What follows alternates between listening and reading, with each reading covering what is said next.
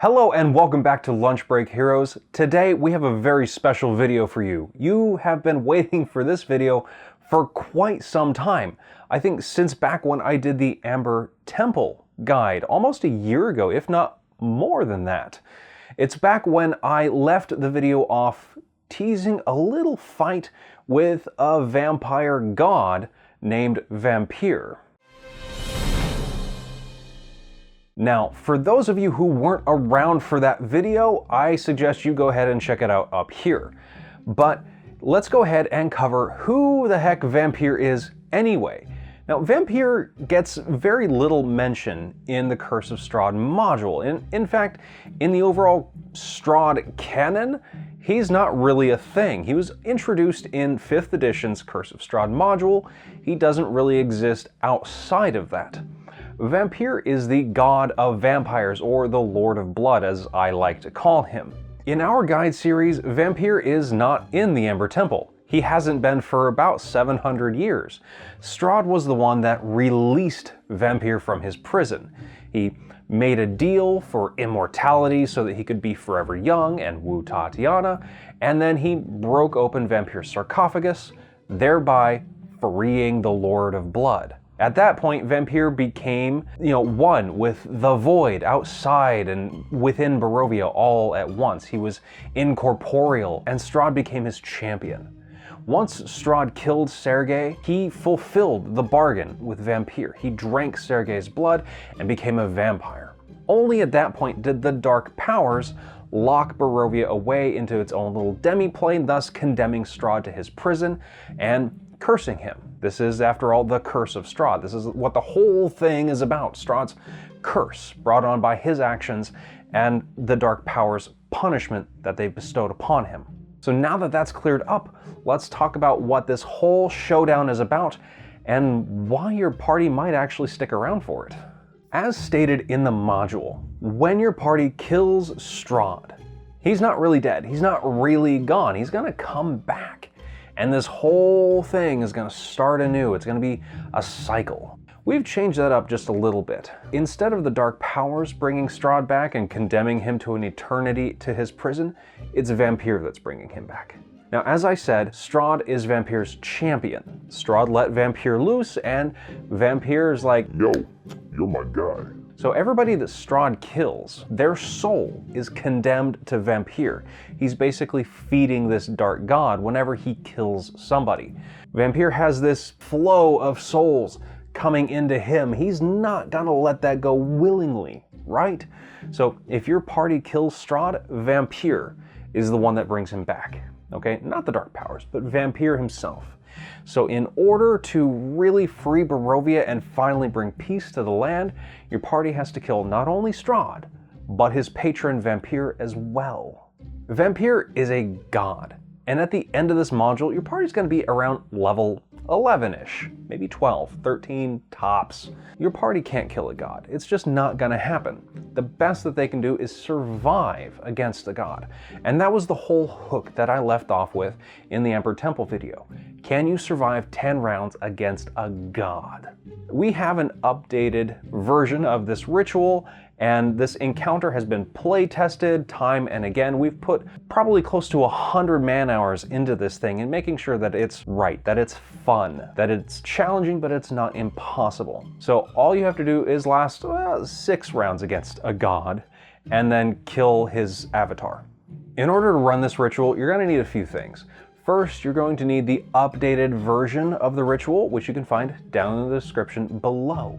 You'll also need the Psalms of Terror, which are included, and a few stat blocks as well. If you want the whole written version of this ritual and everything that's all nicely typeset and prettified, you can find that over on Patreon for just as little as $1. If you don't want to do that, that's perfectly okay. Hit the subscribe button and the bell so that you don't miss any of our other future videos. But if you just want to run the ritual, everything you need is in the description. All right, first things first with the ritual. Your party has to kill Strahd, right? Then they're going to have to be informed that this isn't quite the end. They can leave Barovia, but this whole thing's going to start anew. So if they really want to put the nail in the coffin, they're going to have to stick around for one more fight. And this one is going to be a fight for their very souls. Now, what they have to do is they have to gather the material components for this ritual. This is assuming that they have found the ritual in the Amber Temple. If they haven't done so, they can go there and they can get it from Exothander. The ritual requires several material components, which you'll find described in the ritual document below. These items required for the ritual, they're not something that you're going to pick up at a general store, but they're not impossible to find. Your characters can find them through their own ingenuity or by relying on the goodwill of the people of Barovia. Doesn't matter. Some of them actually might even require their own little extended quests, which could be a really nice reprieve after the whole stressful fight against Strahd. That fight throughout Castle Ravenloft, which by the way you can find a strategy guide up here, it tends to break players. It's not the most fun thing, it's extremely challenging, but it's not always fun.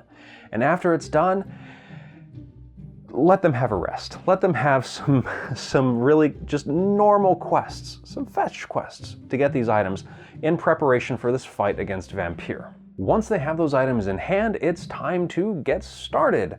And this ritual can be performed at any one of the megalith sites throughout Barovia. There are 3 of them if my memory is correct. Now I think this is really good. It gives a purpose to these megaliths. They don't have a purpose within the module, but our guide has kind of leaned back on the old canon of the novels in that these megaliths are almost not necessarily holy sites, but they're sites where evil really has no place. It's where you can get a rest and you can get protection from evil itself. Having this as a spot where you can summon this dark god, or at least a piece of it, and lock it away in amber makes a lot of sense, I think.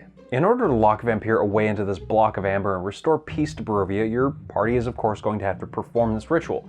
But what's going to happen during the ritual? So when they start the ritual, by the way, they start it by reading the Psalm of Bone. And then you as the Dungeon Master read your part aloud. There's a character read aloud, and then there's a Dungeon Master read aloud. And then there are mechanical effects that go with this. Every psalm has a mechanical effect that has to be resolved, or there's an extra element that has to be added into play. So you start going through those top to bottom, and then one of the psalms introduces the essence of Vampyr. This is where Vampyr's very essence takes over the mists of Barovia. The mists are pervasive, so I think it makes sense that Vampyr basically takes them over and uses them against your party. The essence of Vampyr is a complex trap. If you've read Xanathar's Guide to Everything, you probably already know what a complex trap is.